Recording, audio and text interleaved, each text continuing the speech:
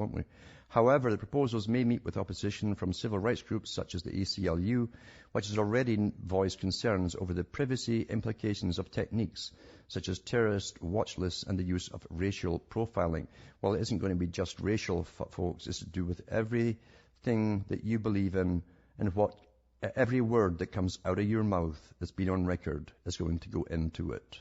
Are you good or are you not good? Are you on your knees or are you standing? Back with more after this break. You're listening to the Republic Broadcasting Network, because you can handle the truth.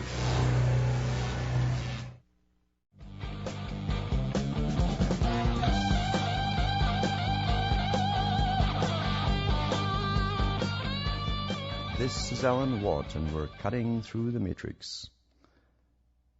An article here from EE Times ties in with the talk I gave the other night about the total integration of the electronic systems within your home via your smart meter back to government agencies and so on, and how they can cut you off and regulate you. And that's what it's really all about. And this is about a similar, something that ties right into it. It's from the 24th of March. It says, microcontroller company Microchip Technology, Inc., which is from Chandler, Arizona, has announced the result of a partnership with software giant Google, Inc. to produce a reference implementation of the Google Power Meter application programming interface.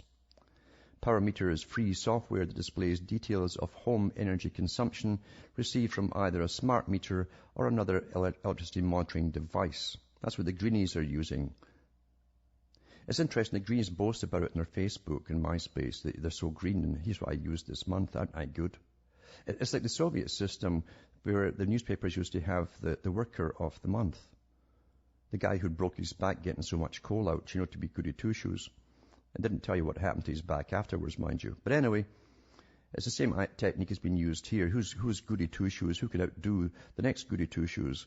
As they compete, actually, to be goody two-shoes. It's an amazing thing with public. It's just astonishing, but it's worked down through the many centuries in other ways too. So Power Meter is going to go a step further. Microchip has produced the first reference implementation of the Google Power Meter API, which is key to producing compatible electricity monitor circuits for inclusion in energy-consuming devices. See, everything you buy has got this stuff in it. Google Power Meter allows consumers to view their energy consumption from their iGoogle personalized homepage. I can't believe who would want that. Well, they're out there. They're out there. You shake your heads, folks, but they're out there. They're gone, totally indoctrinated. However, to be effective, it needs to be fed with data collected from energy-consuming devices. The more fine-grained the data that is collected, the more detailed the picture that Power Meter provides. And it provides it for government too, you see. The open-source standards-based Google Power Meter API allows device manufacturers to build energy monitoring products that work with Google Power Meter. By developing the reference implementation of the API, Microchip now supports designers trying to create Google-compatible products for the measurements and monitoring of energy usage with 16 or 32-bit PIC microcontrollers, energy management ICs, integrated circuits, Ethernet controller ICs, and radios for Zigbee and embedded Wi-Fi wireless networking. Well, remember, your smart meter also uses Wi-Fi as well to monitor you. It can transmit signals back to the company, and it also uses the broadband too through the electrical line supply. Microchip's reference implementation of the API demonstrates an energy monitoring device's activation, wired or wireless data transmission and status messages, providing a template for developers' own designs.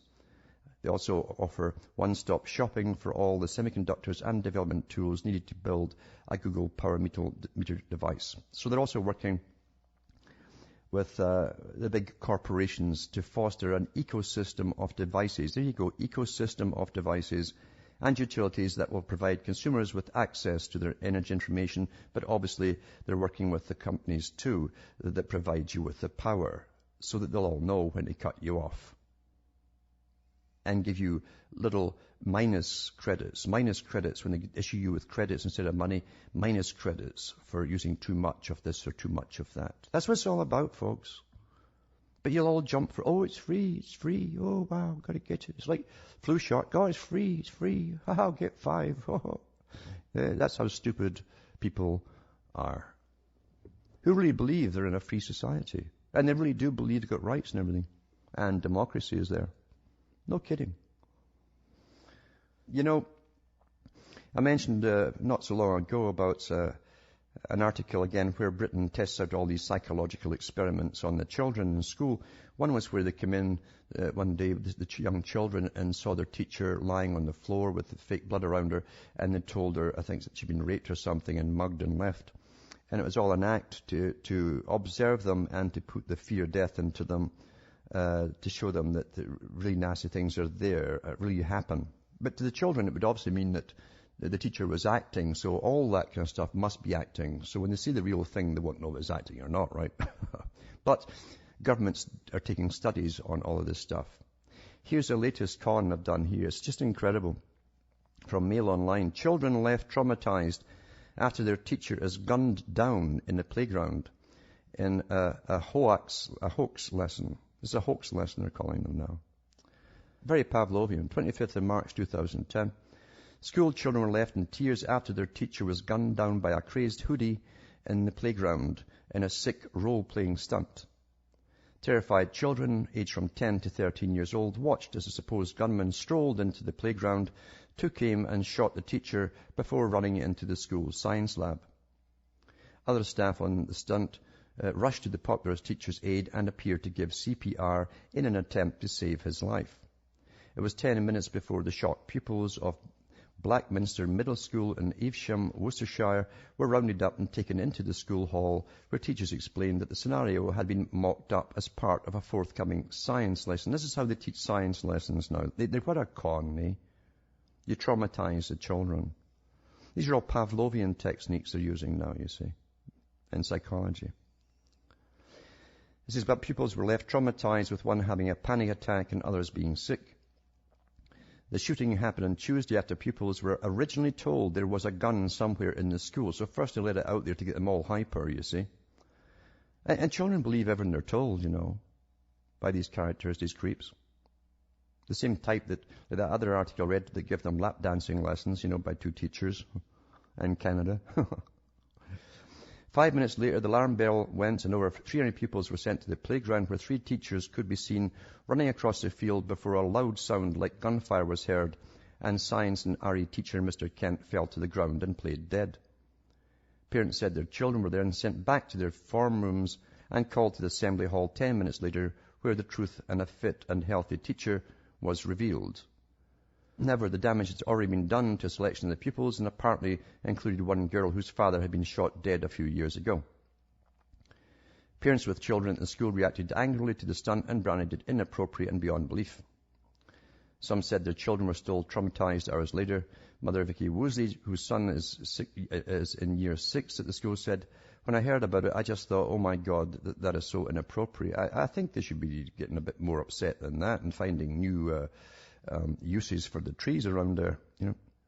They were standing in the playground, and then a man appeared in the distance holding a gun.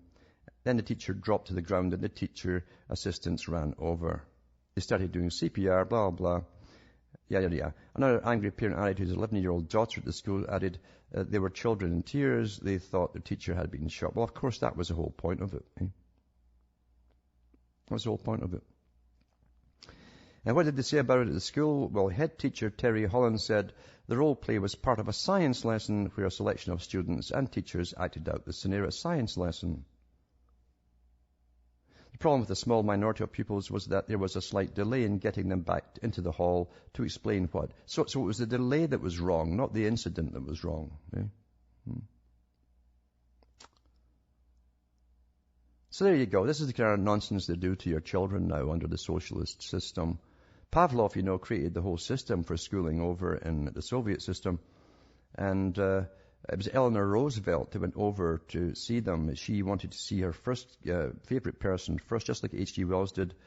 Dr. Pavlov, the guy that loved to shock animals into hysteria and breakdowns. And that's how he made his living. Just pure sadist, of course. But he also used techniques in schools to make the children conform through fear, punishment, and reward, and all that kind of stuff. And Eleanor Roosevelt said, comparing the Soviet children